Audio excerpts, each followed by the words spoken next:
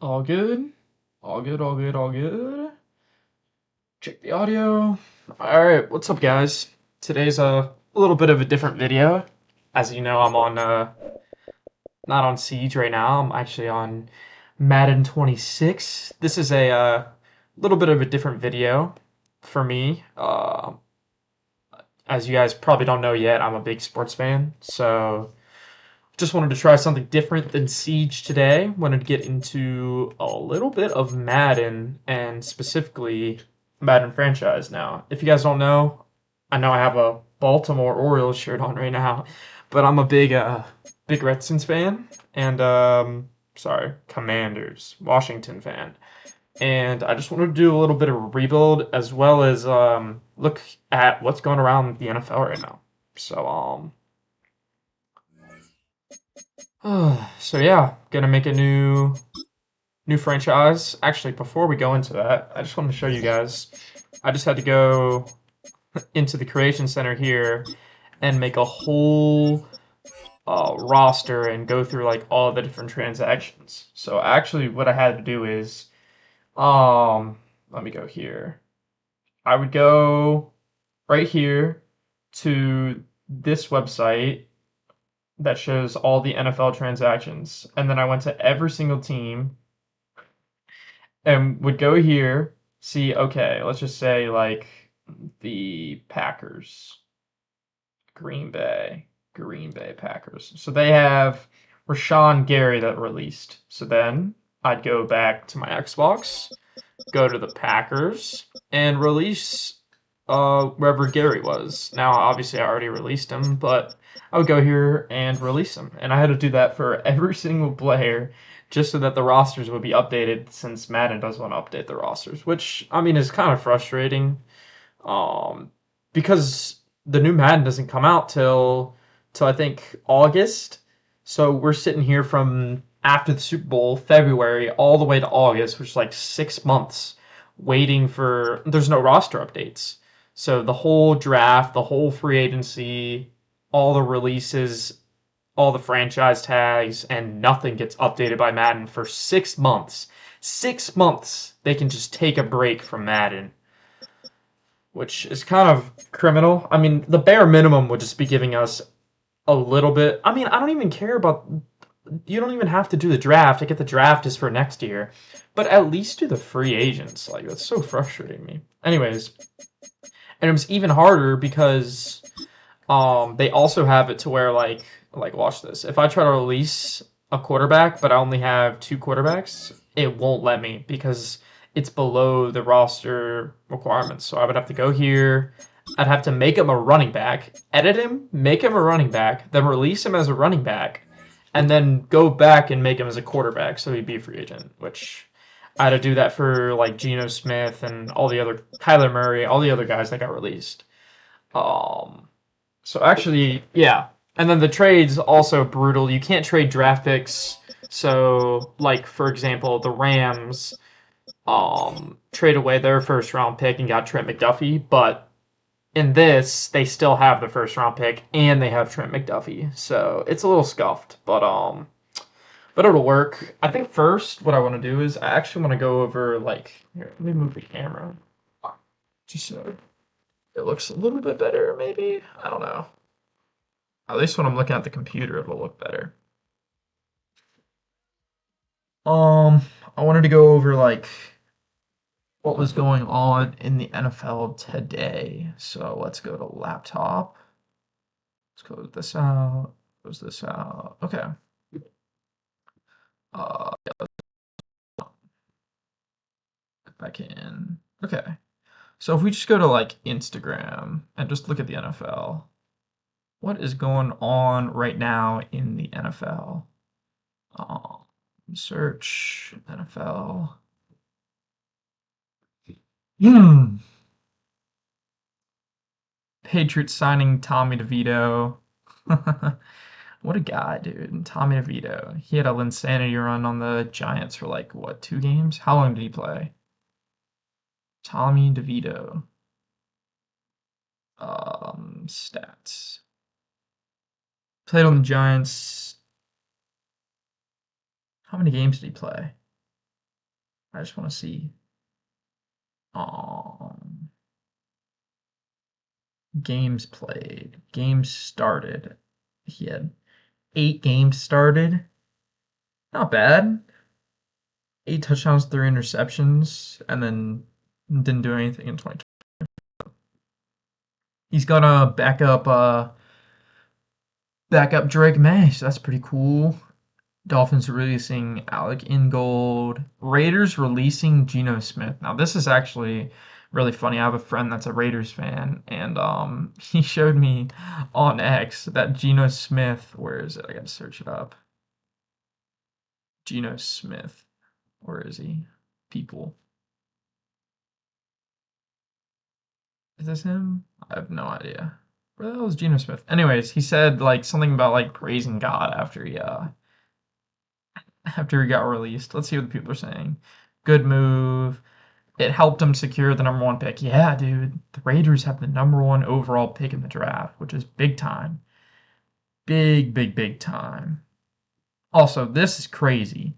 The team he left immediately won the Super Bowl without him, while his team immediately went to number 1 overall pick. Wait, that's actually hilarious. Yeah, I think he wrote back. Yeah, so the Raiders, if you're a Raiders fan, you gotta be happy. Obviously it sucks having a bad season where you're the worst team in the league, but with that being said, you do get the best quarterback in the draft, best pick and best quarterback, Fernando Mendoza. And my mindset on Fernando Mendoza is a little weird because, I mean, he's so obviously going to be the first overall pick, but like, he's a pretty good quarterback. He's really nice though. Like he's super nice, and I think that gives him a little bit of bonus points. But I do think the Raiders should still be looking at other options at quarterback, or not looking, not just setting their mindset on we're only getting Fernando Mendoza, but also looking at other guys like Ty Simpson or who else is in the draft. I know Dante Moore didn't go to the draft. Let's see here. ESPN QB rankings for 2026 draft. I just want to see who's going in. Mendoza obviously won. Ty Simpson, that's what I'm saying. Like, even though Fernando Mendoza should 100% be their first round pick, I still think they should be looking at the other guys. I don't think they should only have their mindset on Mendoza because I mean Mendoza, he had one great season, but who knows? Maybe that was just from the coaching or scheming. So let's see what it says here. He's 6'5", 225, so in perfect build. He's a redshirt junior. What he excels, there always seems to be a quarterback who quickly surges from day 2 to 3 consideration before the season into an early round 1. Jaden Daniels and Cam Ward. So yeah, so that's what I'm saying is that he wasn't always elite. He just got elite last season. So he wasn't always a round 1 pick. He just became it. He transferred to Indiana in the offseason after spending his first 3 seasons at Cal. There's plenty of buzz from scouts about Mendoza, but he wanted to wait and see. Okay. So yeah. But I still think, you can't just gloss over Ty Simpson because Ty Simpson could easily be better than Mendoza. That's the thing about the quarterbacks is I know with at least the 2024 draft, the Bears said that they didn't even look at any of the other quarterbacks. They were already set on Caleb Williams. And I just think it's kind of crazy that, now we're 2 years in and, in rookie year, Jaden Daniels played a lot better than Caleb Williams. And in the second year, Drake May's playing not a lot better, but decently better than Caleb Williams. So, and then you also have Bo Nix who's playing extremely well. So, I'm just going to say, like, you can't, those guys that are the clear first round picks, first overall picks, you gotta still look at your options, because obviously they might get some crap, like obviously the Titans might have gotten some crap for taking, Jackson Dart over Cam Ward, but Jackson Dart looked really good last season, so Obviously, Cam Ward looked better during college, but there's always a chance that some of those other guys can be better than the clear number one. So I don't know. Could be a stupid argument by me. I could be wrong, but um, let's see here. What else is going on in the NFL? Redskins guy got re-signed to the Rams. Bears releasing Tremaine Edmonds. As a Redskins fan, I'd like to see him come to our team. Texans extending. Okay, I saw this.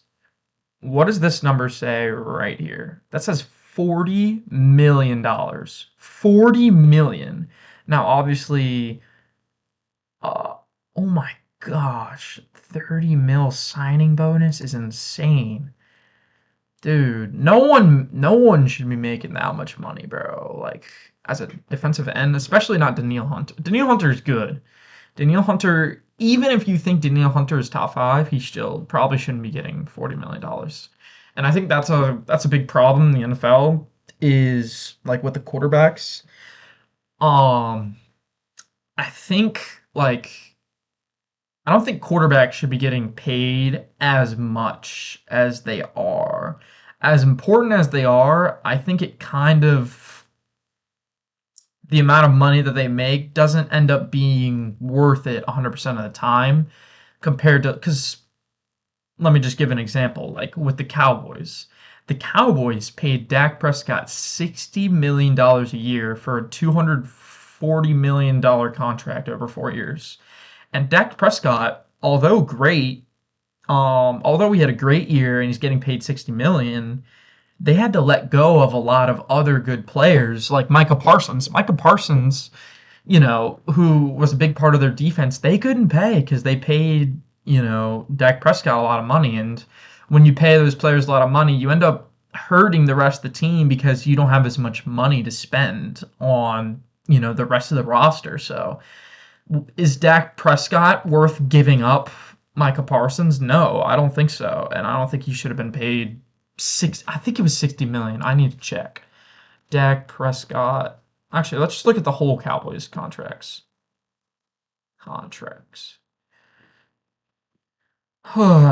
Because they had to let go of some other guys too. So wow, yeah. 240 mil, 60 a year. 4 years. Insane. And they signed CeeDee Lamb to a 4 year, $130 million deal, which I just is insane.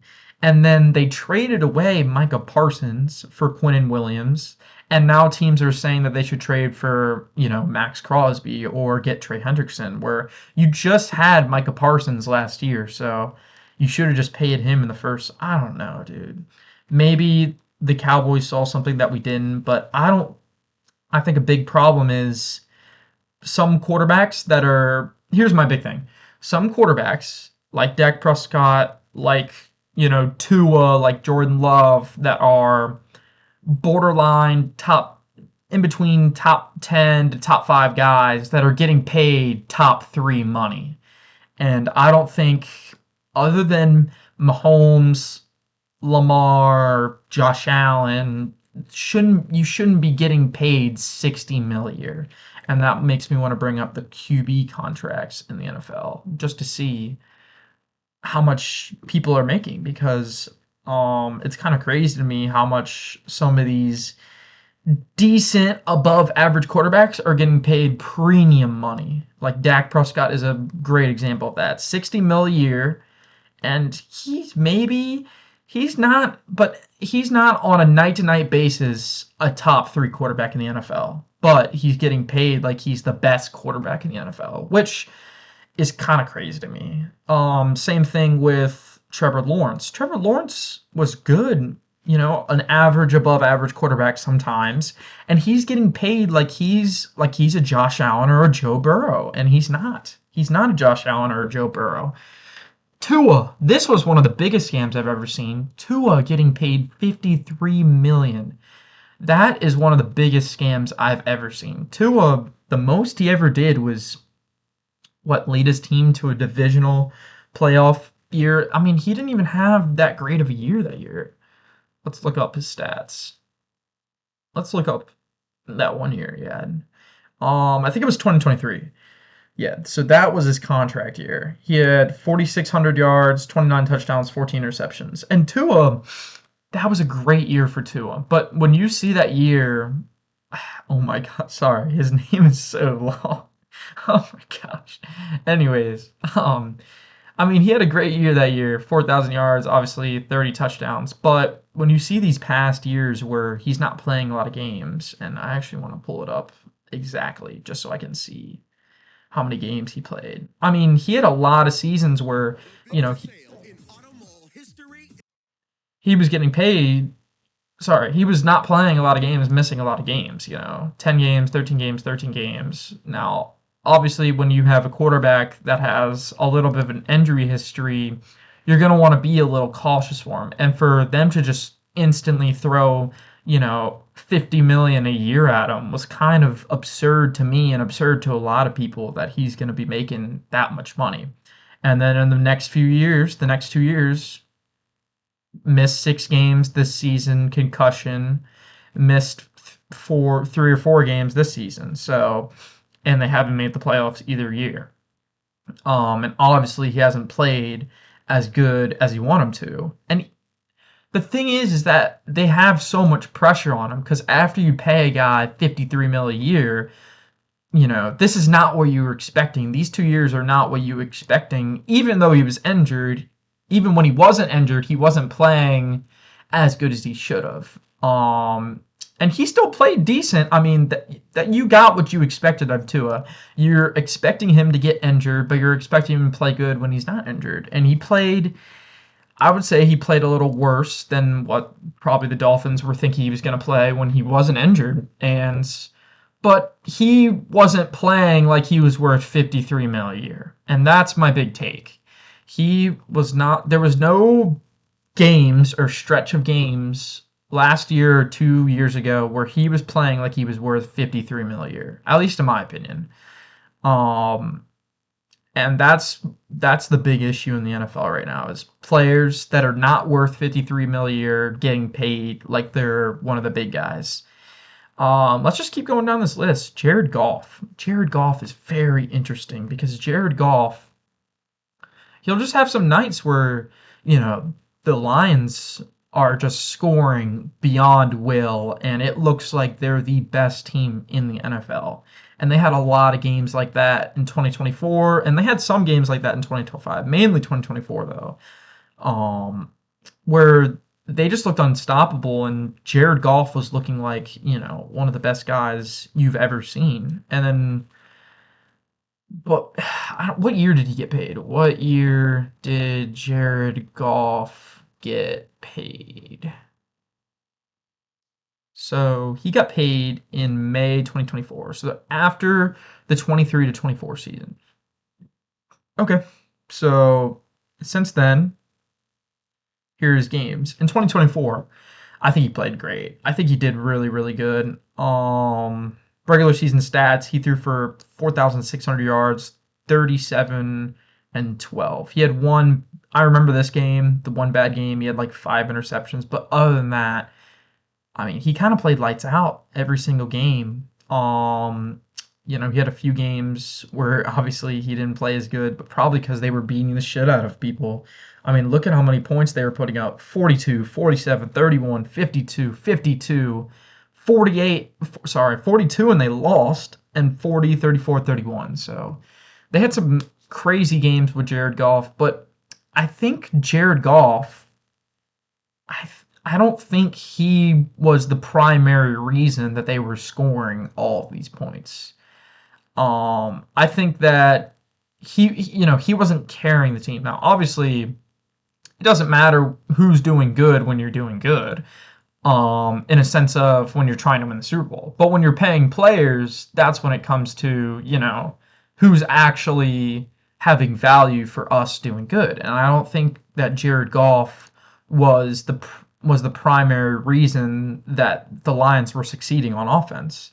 I think they had some very good weapons, Jahmyr Gibbs and David Montgomery, to where any NFL team, any defense, when playing the Lions, you always had to be watching the run because, I mean, both of those guys could rip a 60-yard touchdown on you instantly, especially Gibbs.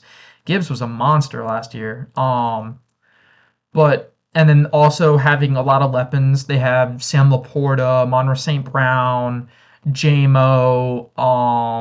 I'm blanking right now. They have Josh Reynolds for a good season. So they have some good weapons, and I think that Jared Goff wasn't the main reason that they were, dropping 50 points a game. Also, the coaching staff, when they had Ben Johnson and Dan Campbell, I mean, those guys are just offensive gurus.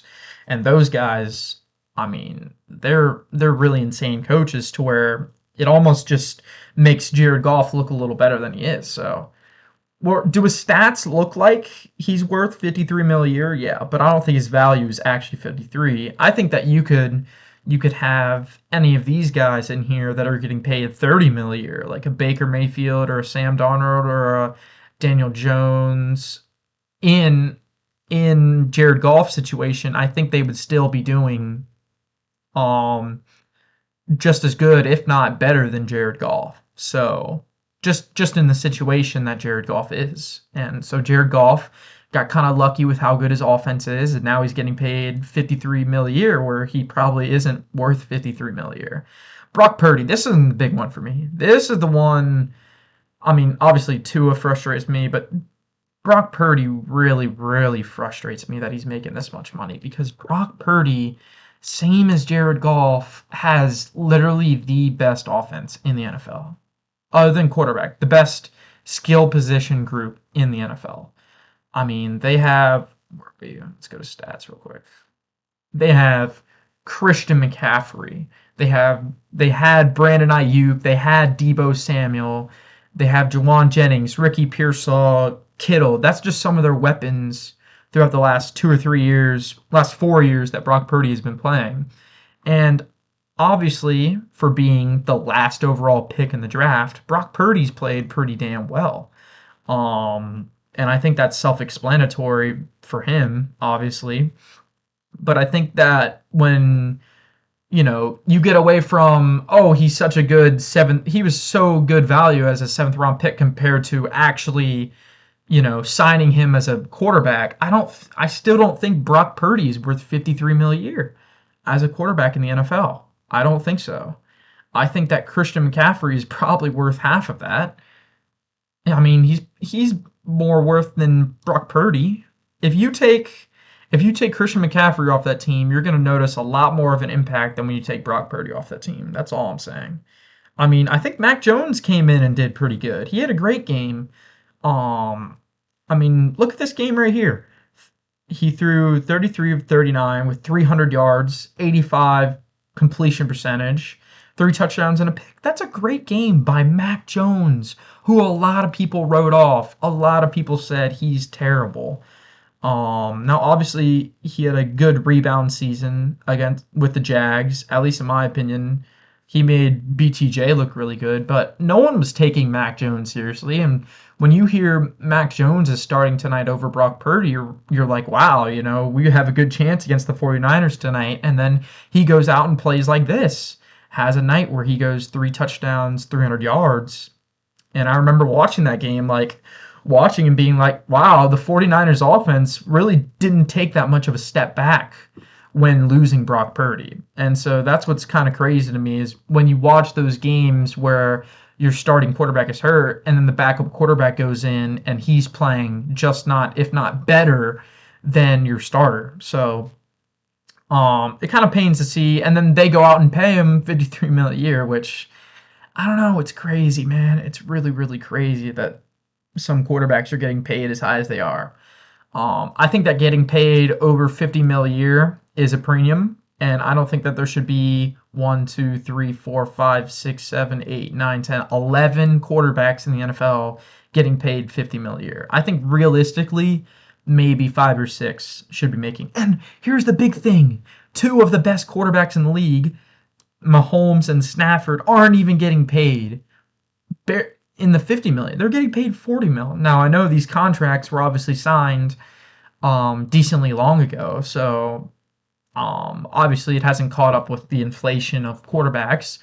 But still, Mahomes and Stafford getting paid 45, 40 mil a year, and they're way better than Tua, Brock Purdy, Trevor Lawrence, even Justin Herbert. Just way better. Dak Prescott. They're way better. They're miles above those quarterbacks, and yet they're getting paid less than them. And I think it's a huge issue.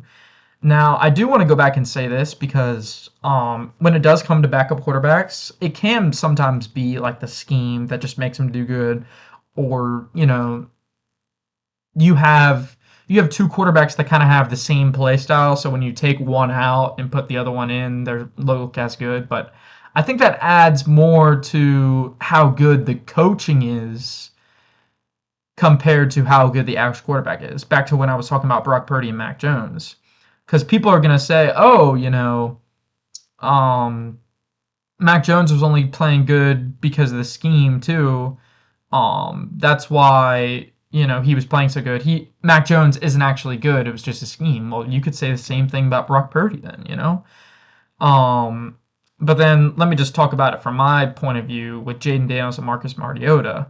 Marcus Mariota, when he came in, he played some really good games for us. I remember when Jaden went down against the Panthers, he stepped in and he played some really solid games. But there was an obvious step down when watching Marcus Mariota play than when watching Jaden Daniels play. And you could just tell because Mariota, although a good runner in his state, he's nowhere near as good or as clutch as Jaden when it comes to these games. And you can see that in this game where, I remember watching this Dolphins game. This was just a brutal loss. The offense just couldn't get anything going against the Miami defense. That was not good. Watching him in this Denver game was really exciting though. Obviously, you had that big Traylon Burks one-handed catch, but then again, I mean, some of these other games, it was an obvious step back from what Jaden Daniels was doing. When you would watch Jaden Daniels play, you were like, yeah, he's a lot better than Marcus Mariota.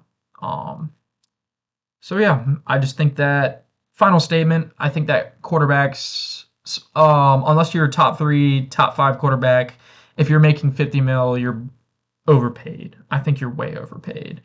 And I think that some teams are going to find out, like the Cowboys, like the Dolphins, like the 49ers, that when you're paying your quarterback, you're overpaying your quarterback 50, 60 mil a year. You're going to end up losing some core players that, actually attributed a lot to your success. And that's going to lead to your team, not doing as good. Example, the Cowboys this year losing out on Micah Parsons. That gap was just huge. Their defense was terrible. Their offense was top five, top three in the league, but their defense was probably one of the worst in the league. Not probably, definitely one of the worst in the league. And you look back on what they gave up. Obviously, we had some injuries in the defense. I know that Trayvon Diggs was hurt for a while. I know that you had some other injuries. But, giving up a guy like Micah Parsons so that you can pay Dak Prescott 60 mil a year, don't think that was the right decision. Okay, what's next on the list today? Instagram. Wow, that all started from Danielle Hunter. Once again, Danielle Hunter, great player. 40 mil? Hell no. Has he ever been top five, top three in Defensive Player of the Year? Let's just check. 2025 DPOY votes. Let's just check the DPOY votes. NFL. So Myles Garrett had all 50. So Will Anderson, wow, Will Anderson got more than him. So where are the votes at? I want to see the votes. Where are the votes?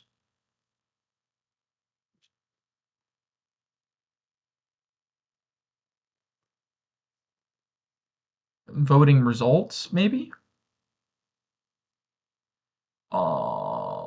Yeah, so he wasn't, I think he was injured, but let's check 2024. Not even top five. Yeah, so he's never been a top five defensive player in a year, ever. And he's getting paid, let's just look it up. NFL contracts. Let's look up edge rusher contracts.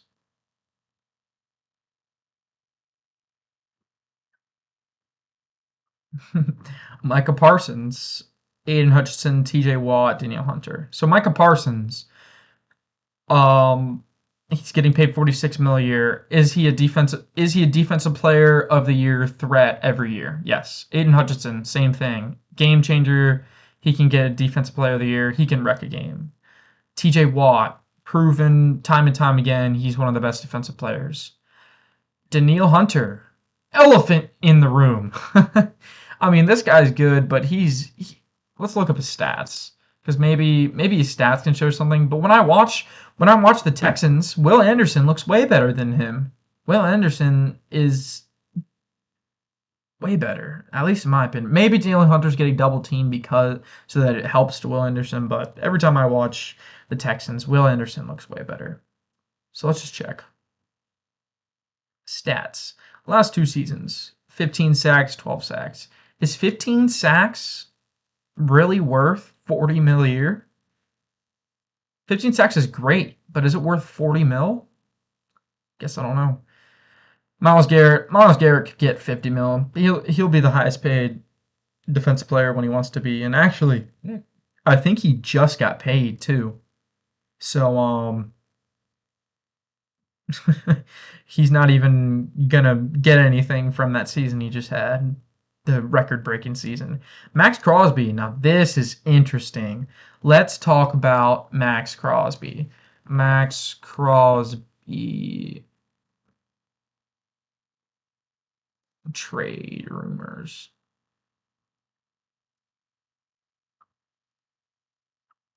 So let's talk about these Max Crosby trade rumors. Now Max Crosby is obviously a great defensive player. I think he's 28 or 29. And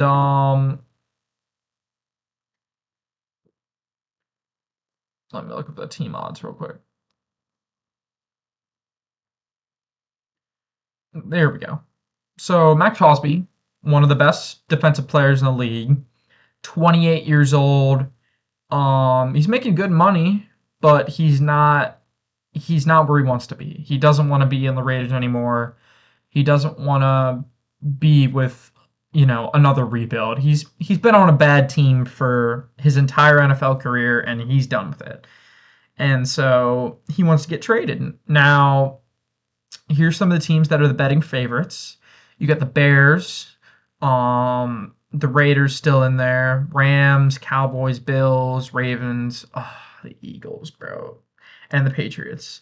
Now honestly, if I had to give my prediction on what NFL team he went to, I think I think he stays on the Raiders, but I think my real prediction of where he's going to go to is probably the Ravens.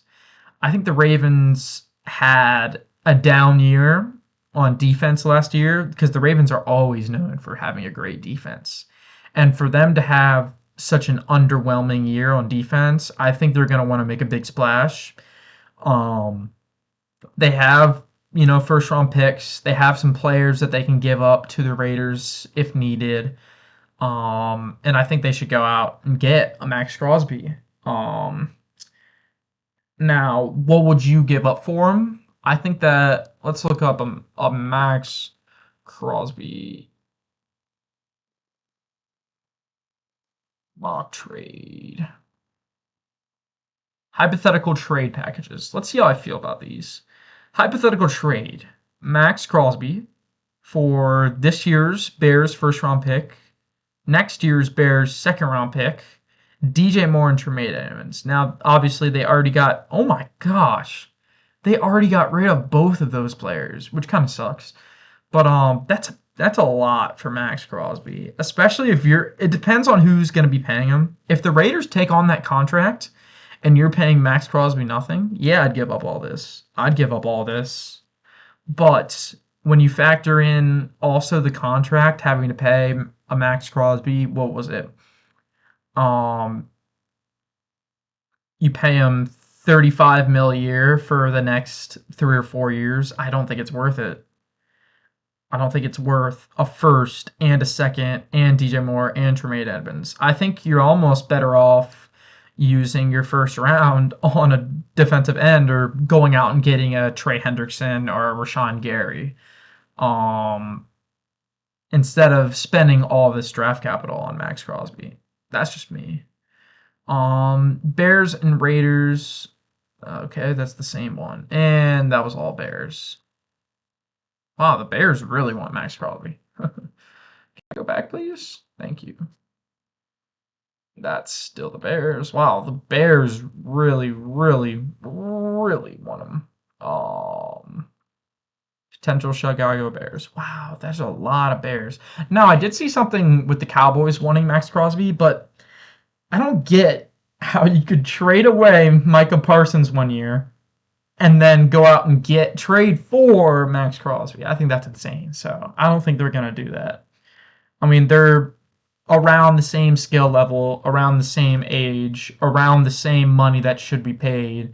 And the reason that they didn't re-sign Max Crosby was Micah Parsons was because they didn't want to pay him. So why would they go out and trade draft picks for an edge rusher that's about the same, if not worse, than Micah Parsons?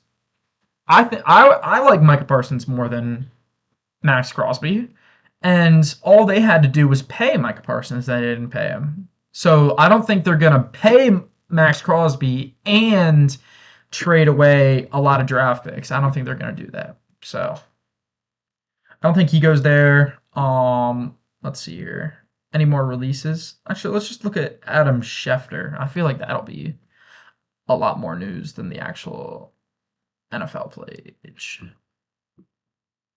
Rashawn Gary. What? Huh. Okay, so here's what I saw. This is what I saw. Packers edge Rashawn Gary announced on IG that he is leaving Green Bay. So he announced that he is leaving. That's what I saw. And my reaction was, wow, he's going to be a great edge rusher in free agency, and I'd love to see the Commanders get him. But now he deleted his goodbye post and has not been released at this time. No definitive action has been taken, and all options remain on the table, including a potential trade. Wow. Let me go text my Packers friend about that. That's big time. Wow. So that's kind of weird. Have you guys ever seen a player announce that they're leaving and give a goodbye speech and then him not him not be leaving? I mean, he didn't even that's crazy. Like I've never seen that. He gave a whole goodbye message and he wasn't even cut and they hadn't even done anything. That's so weird.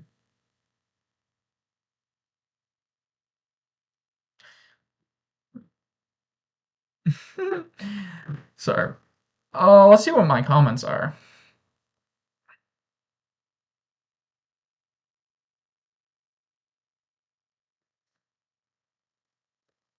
Let me just reply.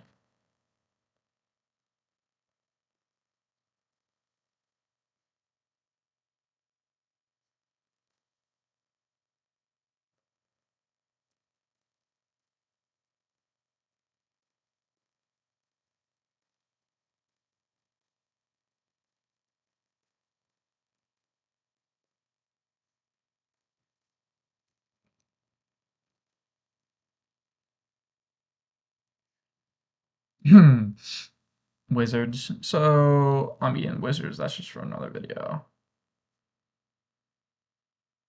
Oh, back to Adam Schefter. Where are you? Where's the big Chef at? Is my computer? And my computer's lagging out. Great, bro.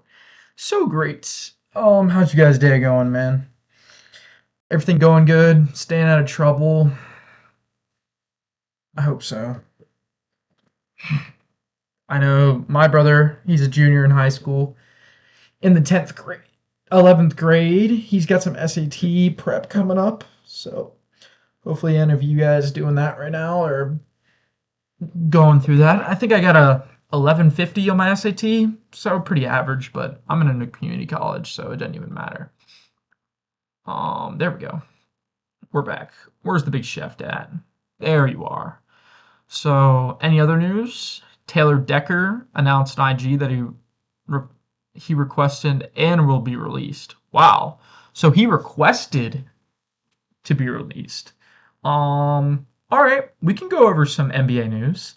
Celtics forward Jason Tatum is expected to make his debut tonight versus the Mavericks. Now that is insane. Jason Tatum is one of the best players in the NBA, and without him, a lot of people were saying the Celtics might have a down year. They might only go 40-40 and barely make the playoffs, maybe play in the play-in. But Jaylen Brown has really taken that step for the Celtics, and they're second in the East right now without one of the best players in the NBA. So for them to have him coming back is going to be really big. And I don't see how they're not one of the top contenders in the league if Jason Tatum can hit the ground running. Now, obviously, an ACL tear is a lot to come back from, and that's really, or was it Achilles or ACL? I think it was Achilles, actually. That's one of those injuries that, you can't mess around with, and that's a really serious injury. But for him to be coming back is just huge for the Celtics, especially with Jaylen Brown playing the way that he is. I think that the Celtics are probably a top 3 title contender right now. I think the Thunder and the Spurs are probably 1 and 2, but I think that the Celtics are better than the Pistons when Jason Tatum's healthy. So I think that that's, really big for the Celtics. Now, let me just go to my team for a second. Let's go to the Washington Wizards. Let me just get it out of the way real quick because I don't want to be talking about them for too much. But the Wizards last night had Trae Young play his first game back. That was big time. And obviously he was on a 20-minute minutes restriction, but in those 20 minutes he put up 12 points. Had a disappointing 1 for 5 from 3, but he's still getting the gears loose a little bit. But I was really surprised by the way it made everyone else play. Obviously, Leaky Black played well. Bilal Cobley actually made some 3 points, and he looked good. Now, Julian Reese, though, that's the big story. Let me just say, Trey Johnson also played really well. He looked really good from 3, but Julian Reese, in his 3rd ever game, with 18 points and 20 rebounds. Now, I don't know if you guys know this, but I am a big Maryland Terrapin fan, and Julian Reese was on Maryland for 4 years, and he always, was great. But the thing about him is he's not very tall. He is 6'9", and, he's playing the center position, which is kind of crazy for us. I mean, obviously, we traded for Anthony Davis, and he's injured. We traded away our backup center. We have Alex Sarr, who is injured. He's our primary guy, and he's injured. So, and then we have Tristan Vucevic, who's also, I don't know if he's hurt or, I don't know. We had Reese starting the past few nights, and he's been just electric. And I saw a stat today that said, in NBA history, in their first 5 games, there's only 3 players that have had 20 rebounds. It was Shaquille O'Neal, Tim Duncan, and Julian Reese, which I just think is insane, especially for how tall and dominant of rebounders Shaq and Tim Duncan are. For Julian Reese, a 6'9" center, to be in those kind of statistics is just insane. And obviously he's Angel Reese's brother.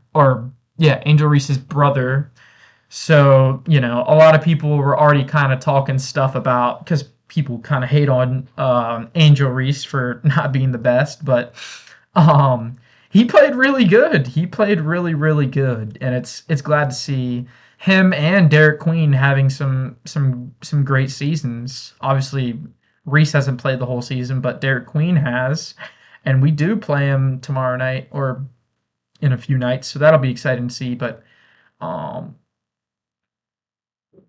yeah, and then around the NBA, you have the Thunder, obviously dominating the NBA, but not looking as dominant as they were at the beginning of the season. They kind of had a rough stretch in the past. Not this month. They've actually played pretty good, but I think like in January, February, they weren't playing as good as they were at the beginning of the season. Obviously, I mean, they were what 24-2, and then they lost like two or three straight to the Spurs and started losing some other games. So, but I still think the Thunder are at the top of the NBA championship odds right now, just because of how good on defense they are.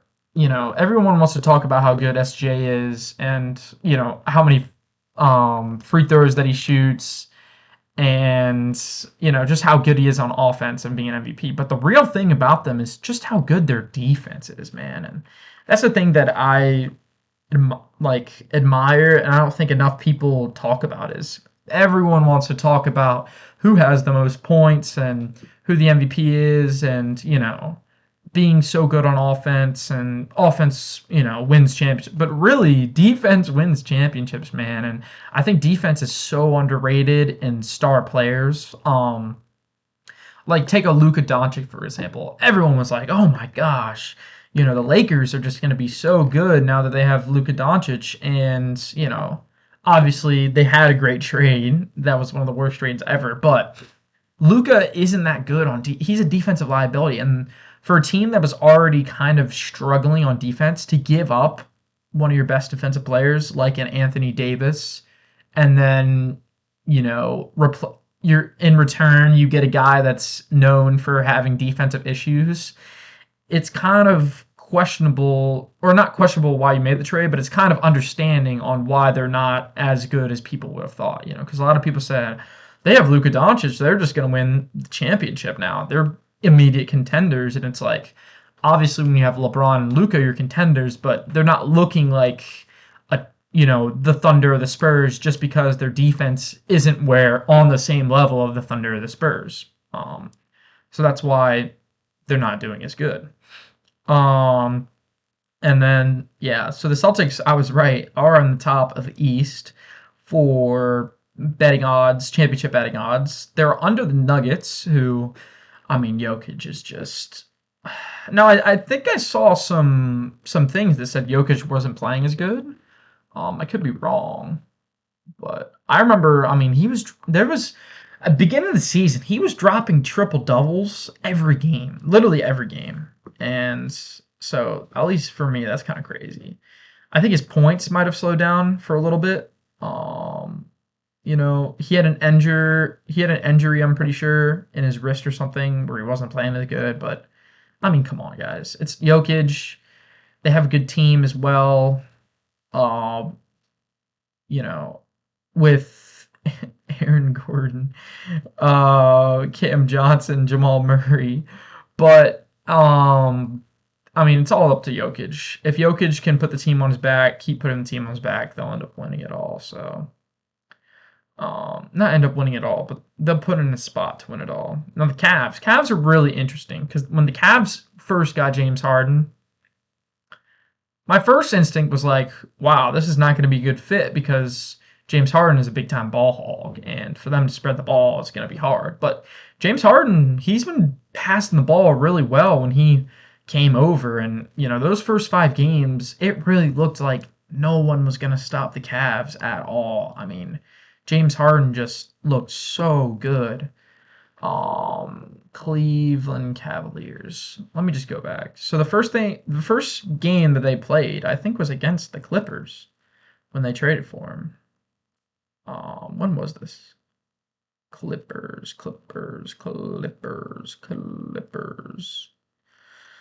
All right, maybe I'm wrong. I don't know, but I remember their first 5 games. They won against. They won like 5 straight. Their first And Jared Allen was looking good. D. Mitch was still looking good. Mobley was looking. Everyone was looking so good, but they kind of slowed down a little bit. After James Harden, and now they're fourth in the East. And now with when you have the Pistons doing as good as they are, the Knicks doing as good as they are, and the Celtics doing as good as they are with Tatum coming back, it kind of puts the Cavs in a little bit of jeopardy for how good their playoff run is going to be. And I think they can beat the Pistons and the Knicks. I think if they get put in a series with the Pistons or the Knicks, I think the Cavs will win. But the Celtics, that's the only team I'm really scared for them because, I mean, if Tatum comes back, the Celtics are as good as anyone in the league. As good as anyone. And then let's just go to Tankathon real quick because I also want to talk about the draft a little bit. The NBA draft. Obviously, this year, March Madness coming up. Some of the getting ready to start making my brackets in a week or two. And some of these players in the draft are just insane. I mean, obviously you have Darren Peterson, who obviously has some staying on the court issues, but when he's on the court, he's basically the best player in the country. You have AJ Debonesa, who is also, I mean, you watch him and he's, every night he just looks so good. And then you have Cam Boozer, who, is a dominant scorer, and he can give you, this says 11 boards a night, and he's a big man, so for him to be doing that as a power forward is just crazy. In college too. Is crazy. And then Caleb Wilson, don't sleep on this guy. I know everyone wants to talk about the top three, but this guy, Caleb Wilson, is just different, man. I watched him play against that Duke game when they played against each other, and he just looked different that game. And that was an exciting game, too. That game winner was crazy. Me and my dad were running around the house. And then it wasn't a game winner. They had to, put the ball back in play. It was real stupid, but don't sleep on Caleb Wilson, though. Everyone wants to talk about the top three, but the cutoff, it doesn't go top three and then there's a big cutoff. Caleb Wilson on any given night can play as good, if not better, than these top three guys. Now, this is kind of cool. I kind of like this on Tankathon, where it shows the sim lottery. And before I do that, I just want to show the updated tanking. So the Wizards lost last night against Utah, so that was a big game for Washington. I think Sacramento and the New Orleans Pelicans play tonight, so that'll be good for. Or I think it's actually Indiana. I think it's Sacramento, Indiana. So either way, that'll be a good game for Washington. But also a big game for them too.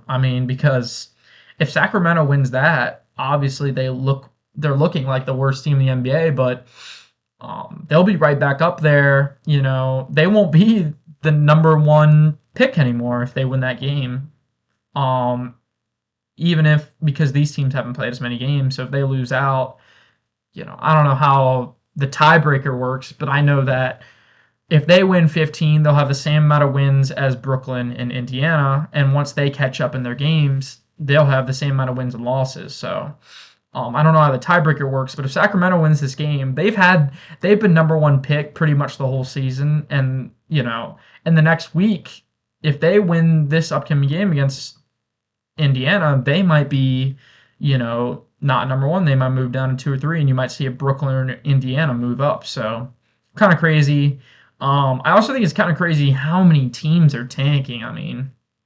I think teams are starting to realize just how important the draft is. More and more teams are realizing. Obviously, there was teams like OKC and San Antonio that were doing really good with the draft, and they understood it, and that's why they're so good today. But I think it's becoming more socially acceptable for teams to realize, hey, we're not good, and we have no chance of winning it all, because that's the goal. The goal is to win the championship. And if you're not at a position where you can confidently say, hey, we can compete for a championship, why try? Why, go out and try to make the play in and then, give up a good draft pick when you can just lose out and then, get a good draft pick and then come back next year or, keep building picks to where you just have a team like OKC or San Antonio where you have so many good players and they're all young and, it makes it undeniable for you guys to be a winning team. And so a lot of teams are starting to understand that. Obviously, these top 5 teams. Now, some teams are also bad. Sacramento is bad. Brooklyn is just terrible. Indiana's injured. Washington's always been terrible.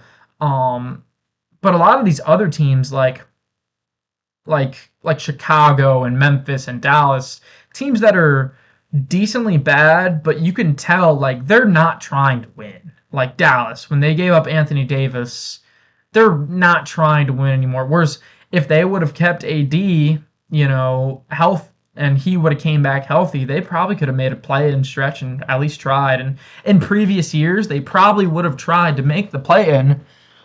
But now they're realizing like, hey, there's no point in trying to make the play-in when we just won the draft last year. We got Cooper Flagg, so why not try to do it again, And then you have a team like Memphis who's trading away Jared Jackson Jr., and they're kind of just submitting their season. Whereas in previous years, their organization would have been like, hey, Ja Morant, he'll come back and then we'll start playing good again. But now they're just, trying to go to the draft. So what I'm trying to say is more teams are transitioning from their focus from trying to, I'm not talking about the top contenders. I'm talking about teams that are in the bottom half of the league that are more focused on getting towards the bottom and getting a good draft pick than focused on making the play-in.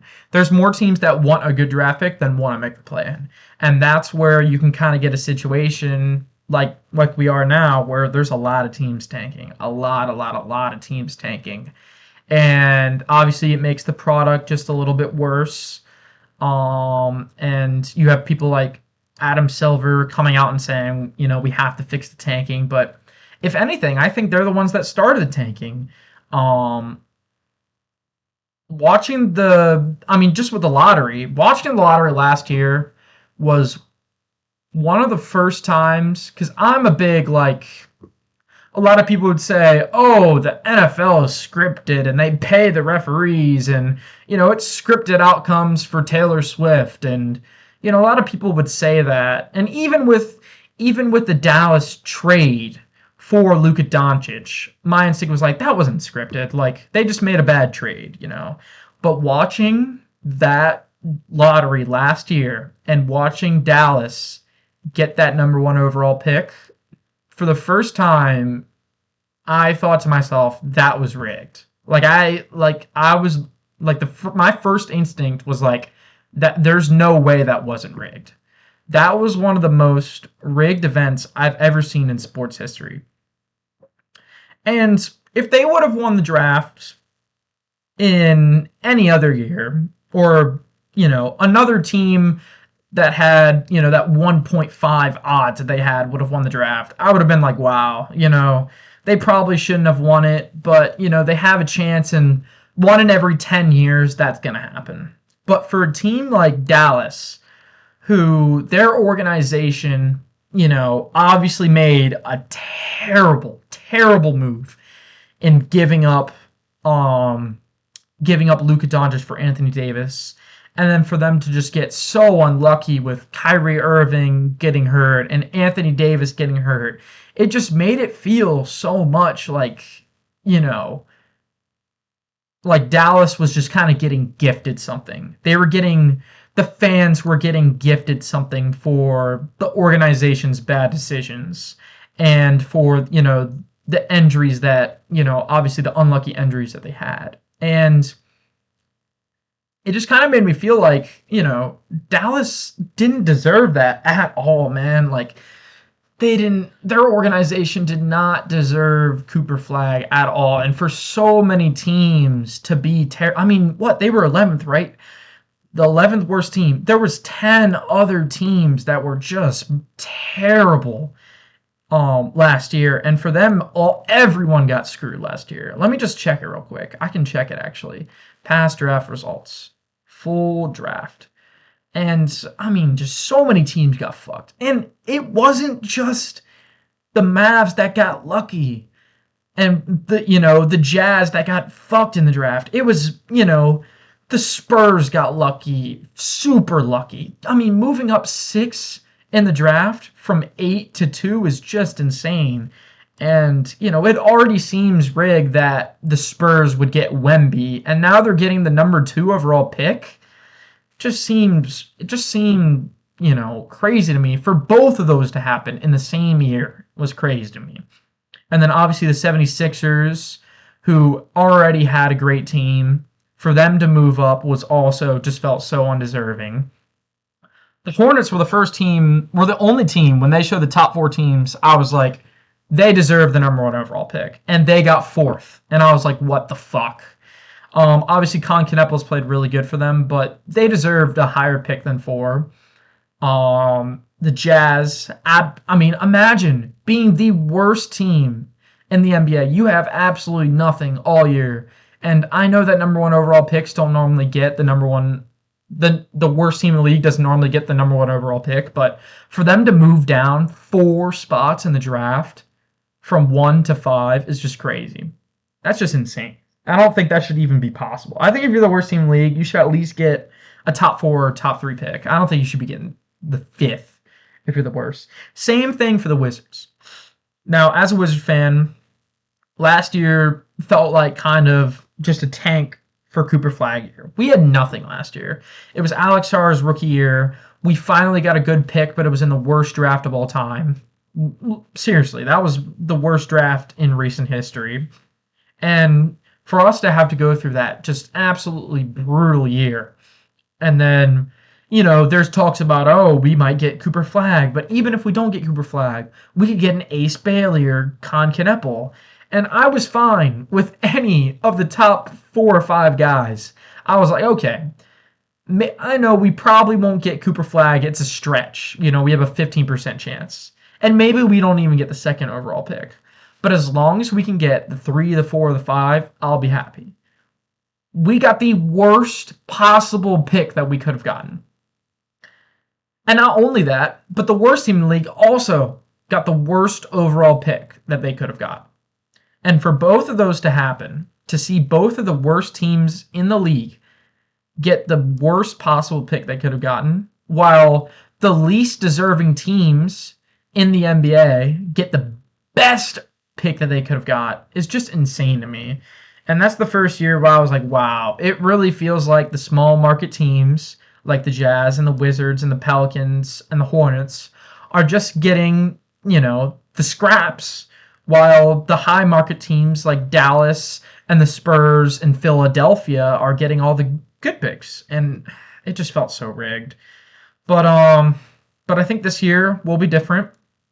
I'm very interested to see how Adam Silver goes with tanking. I think that'll be very interesting to see what he does. And I think like the solution he comes up with. And I think my solution would just be do what the NFL does.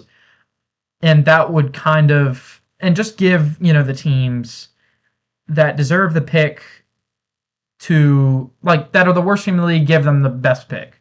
And a lot of the reasoning behind the lottery and the reason that people like the lottery is because you can't just tank and be the worst team in the league and then they get the best player in the draft, which makes sense because in hindsight, it did make sense because you want to be the worst team in the league, we'll just make it so that you're not guaranteed the worst team in the league and we'll make it a lottery. But when you make it so that the worst team in the league doesn't get the worst overall pick, not only does it make the teams that are better than them, it makes those teams better and it kind of drags those teams out.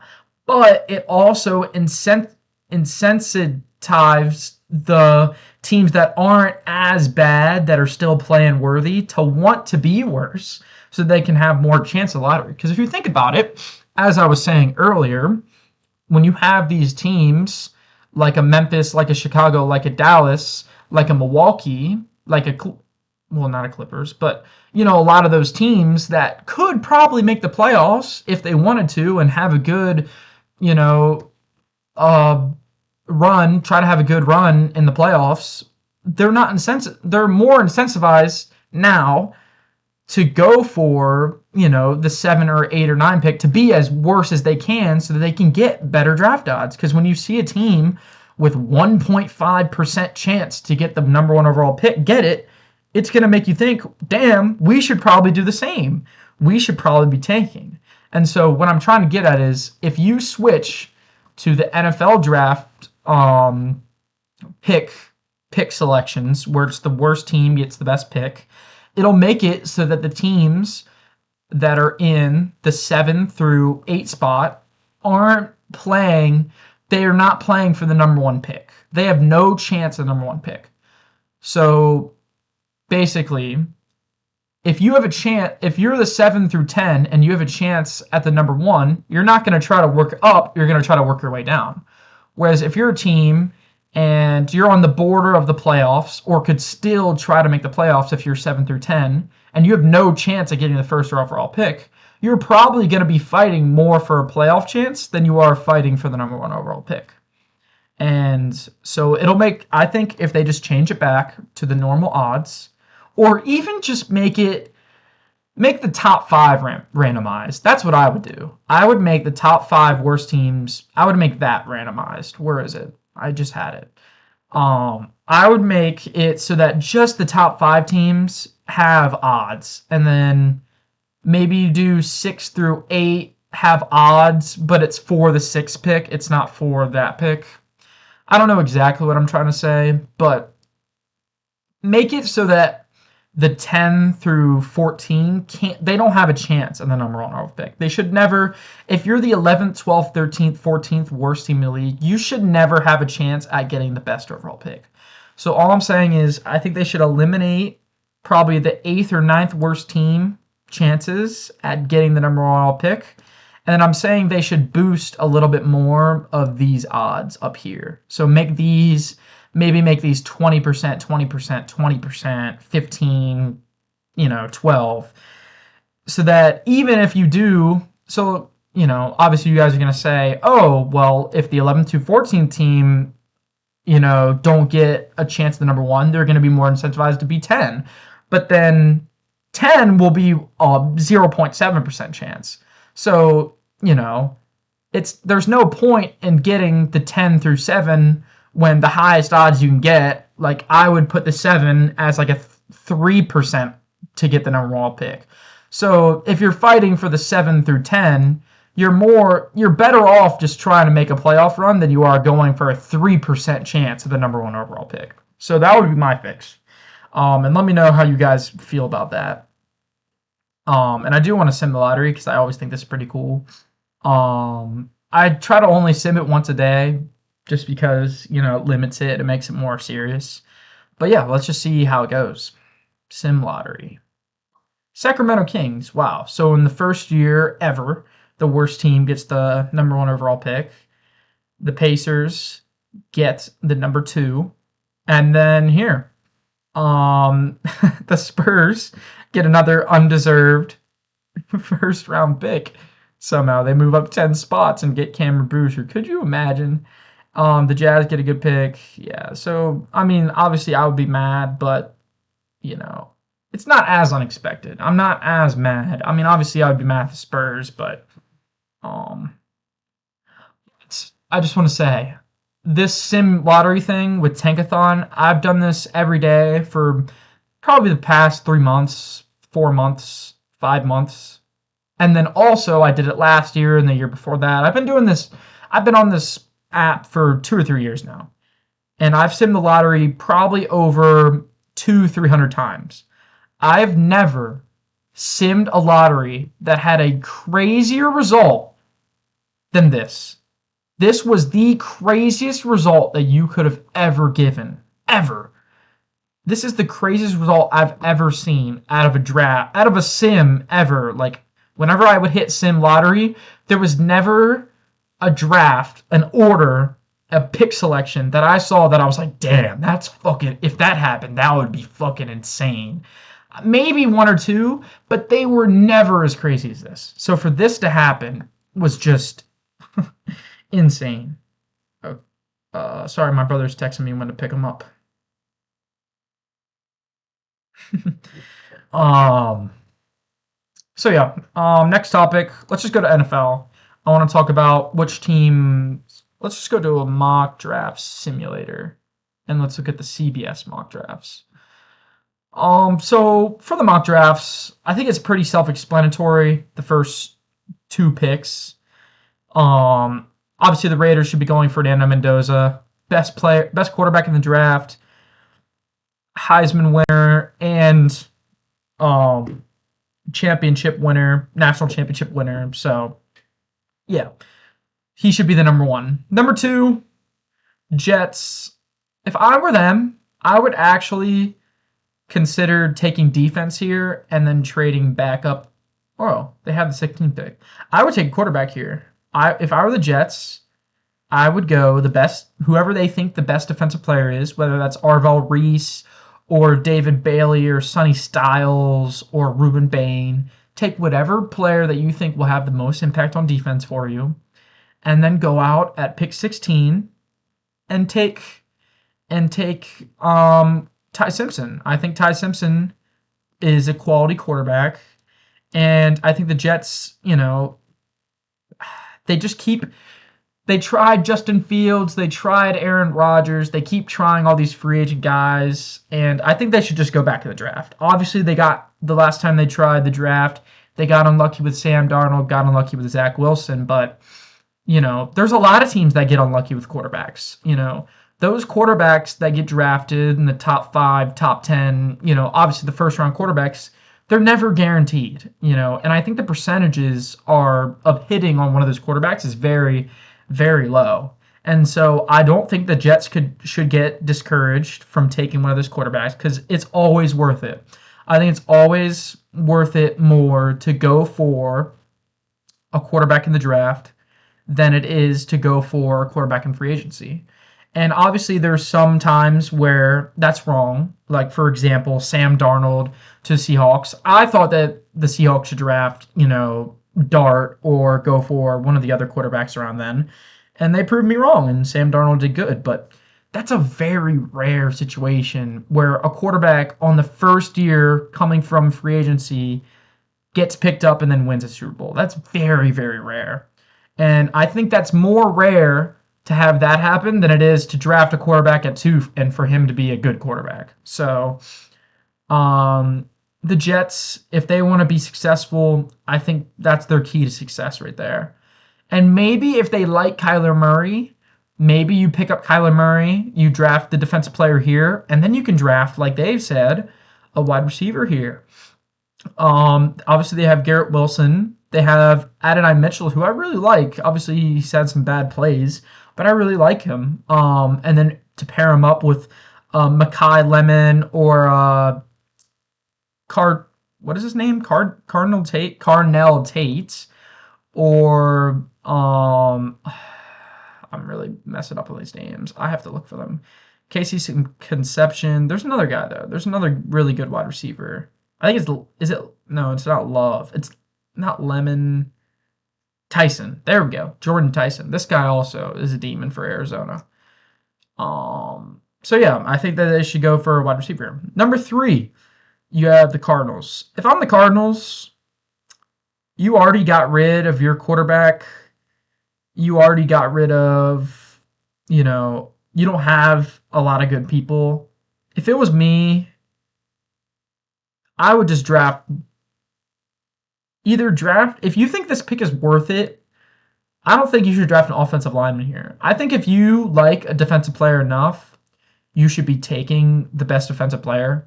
If not, though, I think you can get a lot of compensation out of this and then go trade and get a quarterback next year. Because the QBs in the class next year are great. There's no real, option for the Cardinals, at least I don't think, for quarterback that they have for next year. That could be their quarterback of the future. I think it's very limited options. for them to have a franchise guy this year. I don't think they find their franchise guy this year. I think they pick up like a Geno Smith or just a filler quarterback for this year. Go out and trade your first round pick for some first round picks next year, and then draft, the best guy from next year, whoever you think that is. If that's Dante Moore, Julian Sayin, or I don't know if Trinidad. I know he's in some drama, but let's just look at the 2027 QB draft class. I actually want to see that. Oh, and Arch Manning. How could I forget about him? Arch Manning, Lenore Sellers, Julian Sayin, Dante Moore. These are the 4 guys that you could look at next year. And I think that's a lot better options to trade back and to get one of those guys than it would be to try to get, there's no one you can draft here at 3 that would be as good as any of them. And there's no one in free agency that you could get that would be as good as them. So that's my opinion. I think the Cardinals should, unless you like this defensive player enough, I would trade back. Number 4, the Titans. The Titans were just all around terrible last year, and a lot of their players are getting old as well. I'm pretty sure the Titans roster, some of their core players are getting old. Obviously, they have L'Jarius Sneed, Jeffrey Simmons. Their key pieces on defense are getting old. So they just need to keep getting younger, need to keep building younger, take a good defensive guy here. A lot of people have been saying they should take Jeremiah Love and try to get Derrick Henry 2.0 or another Derrick Henry caliber running back, but I don't think running back should go 4 unless you're Saquon. Even Saquon I didn't think was good, but that's a discussion for another day. Or not worth it at 4 or wherever he went. But yeah, take whatever defensive player you need here.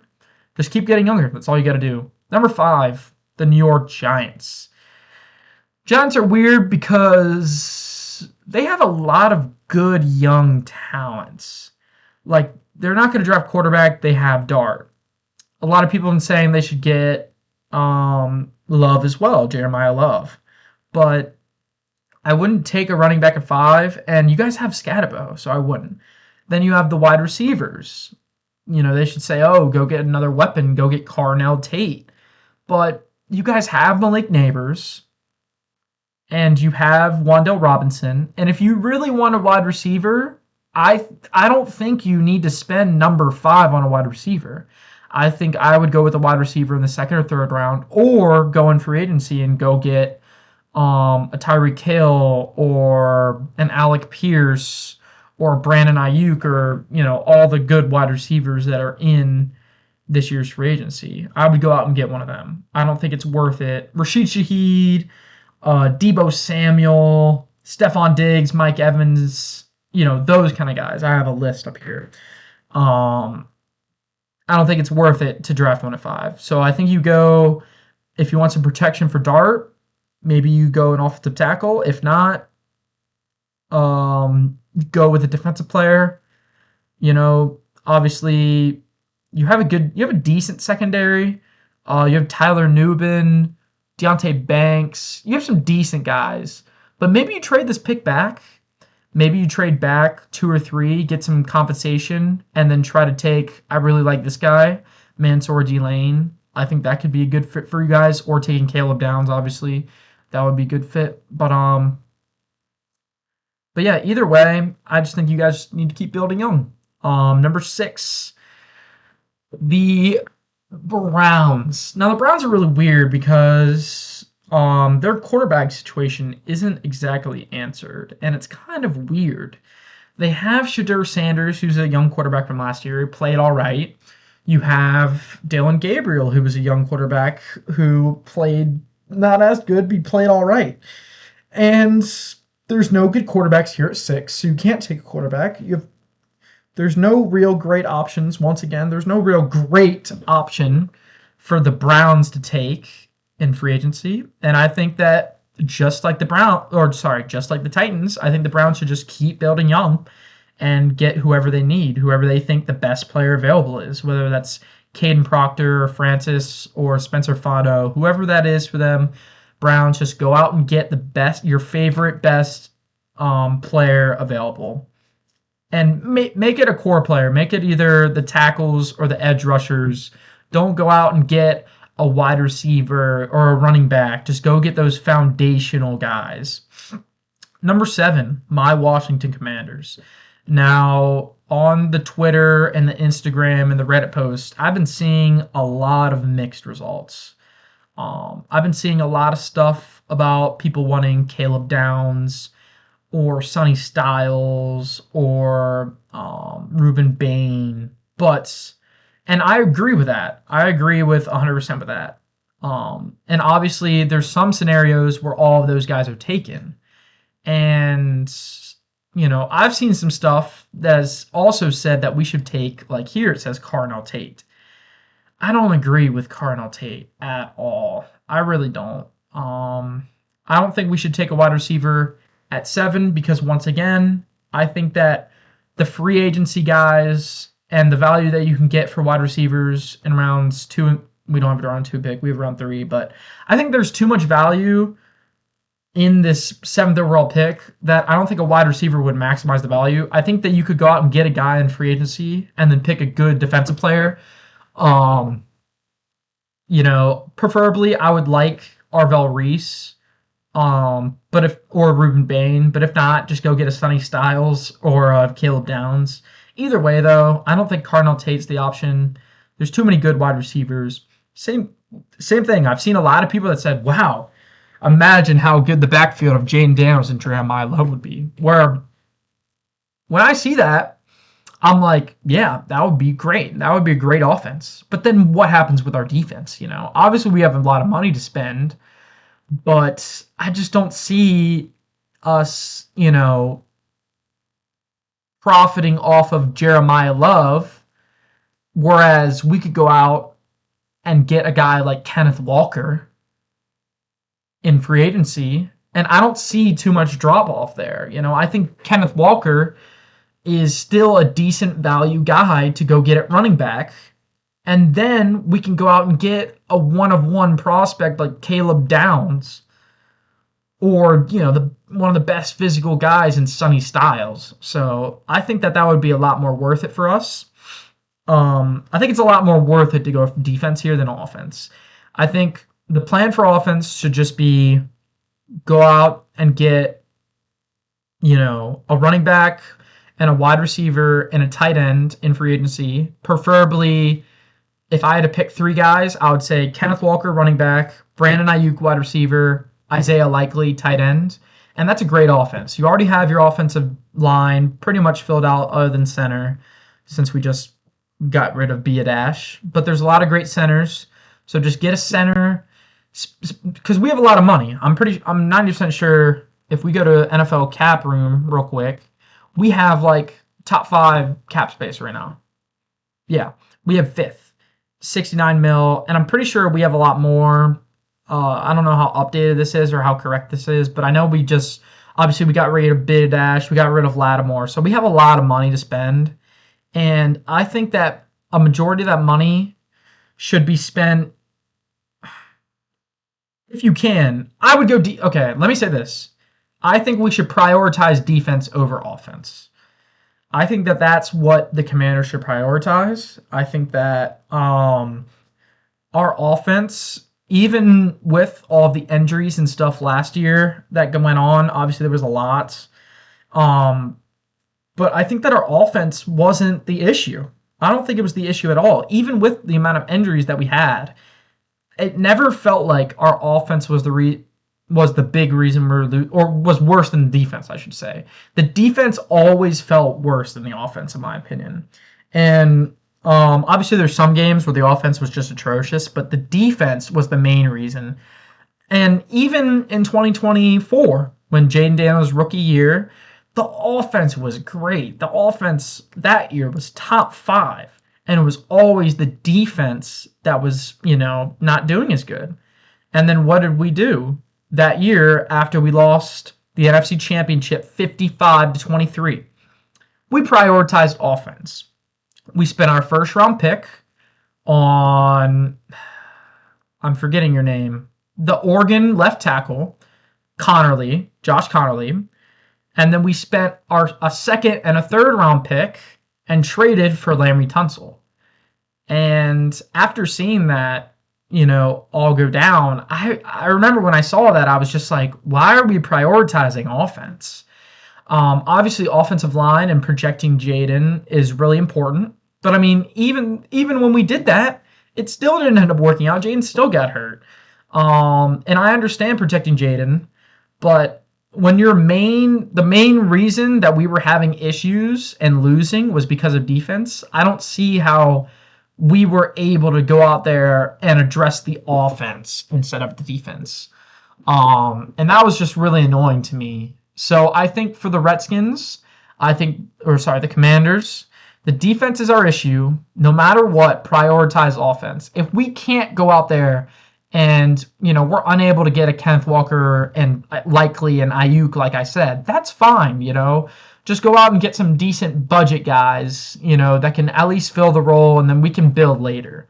And because Jaden can carry the offense enough, the offense won't be the issue. Jaden was doing good with Terry, and then, the second guys were Diami Brown and Chris Moore and Noah Brown and just a bunch of bums. And he was doing good with Brian Robinson at running back, for crying out loud. And we had one of the best offenses in the league. So we don't need to go out and get these guys like Kenneth Walker and Isaiah Likely and Brandon Ayuk. Because although it'll make our offense better, our offense isn't the issue. It's our defense that's the issue. And so we should go out and spend our money, majority of our money, on the secondary and the linebackers and just everything on defense. Other than the defensive tackles, we pretty much need all defense.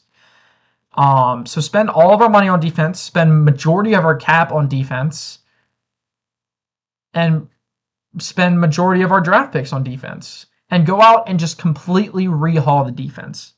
That's what I want to see out of the Commanders. I want to see a complete rehaul of the defense. And even if it makes it so that we can't get a single player on offense other than like a center, that's fine to me. I would rather see, us spend all the money on defense and have a great defense. Spend all of our money on defense and have a great defense next year, than spend all of our money on offense and have a terrible defense next year, Because I think Jaden can carry. I think Jaden's good enough to where even if he doesn't have any targets, as long as Terry can stay healthy, our offense will be good. With Tunsil and Connerly as tackles and I mean, our run game is obviously an issue. Our lead guy is Bill Krosky-Merritt. Obviously, we have Eckler, who's out, who I don't even know if he'll play football again. We have Zach Ertz, who's out. I don't know if he'll play football again. We have Chris Rodriguez and Jeremy McNichols. Oh my gosh, that was a bad mess up. Sorry. Jesus. Please don't take that out of context. I was trying to say Jeremy McNichols, not whatever the heck I just said. But our run game obviously wasn't the best, but even then, even when we had Brian Robinson, we were still able to do good. So just get a budget guy, get budget guys at running back, wide receiver, and tight end, and then, center. Just get budget guys on offense and spend the rest of the money on defense. So that's what I'm going to attempt to do today as I get into some Madden. If you wanted to see me talk about 8 through 32, maybe in another video I will. I mean, no one watched me anyways, so it's all good. But today we're going to get into some Madden, and I'm going to try to do exactly the game plan that I just said. So, yeah, going to get into franchise mode. Going to become the GM. I'm going to become Adam Peters, and I'm going to try to make the moves that I just said that he should do. So, yeah. I'll see you guys. Give me a second. I gotta cut this out so I can fix this camera.